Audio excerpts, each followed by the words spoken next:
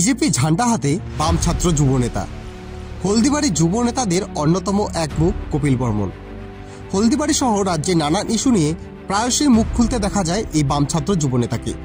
কিন্তু আজ হলদিবাড়ি তৃণমূল ছাত্র পরিষদের সোশ্যাল মিডিয়া পেজে কপিল বর্মনের এই ভিডিও রীতিমতো অবাক করছে ছাত্র রাজনৈতিক মহলকে। তাহলে কি কপিল এবার বিজেপির পথে? যদিও হলদিবাড়ি ব্লক তৃণমূল ছাত্র পরিষদের সভাপতি শাহানুর হোসেন কটাক্ষের সুরে বলেন, আগে তাদের কৌটো হাতে দেখা যেত।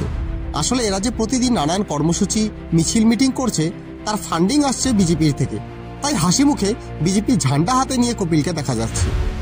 যদিও এই বিষয়ে কপিলের সাথে যোগাযোগ করা হলে তিনি এই বিষয়ে কোনো মন্তব্য করতে চাননি।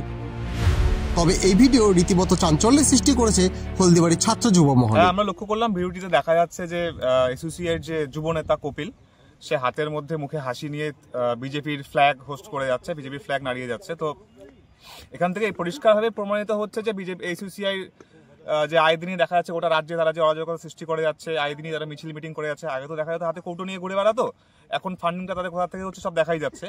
তো এখান থেকে স্পষ্টভাবে প্রমাণিত তাদের ফান্ডিং কোথা থেকে হচ্ছে, এবং এই ফান্ডিং এর জোরেই তারা গোটা রাজ্যে একটা অরাজকতার সৃষ্টি করার চেষ্টা করে যাচ্ছে এবং তৃণমূল ছাত্র পরিষদের উপর বারংবার অ্যাটাক করে যাচ্ছে। আপনারা দেখছেন নর্থ বেঙ্গল সমাচার, উত্তরের বার্তা, সত্যের পথে।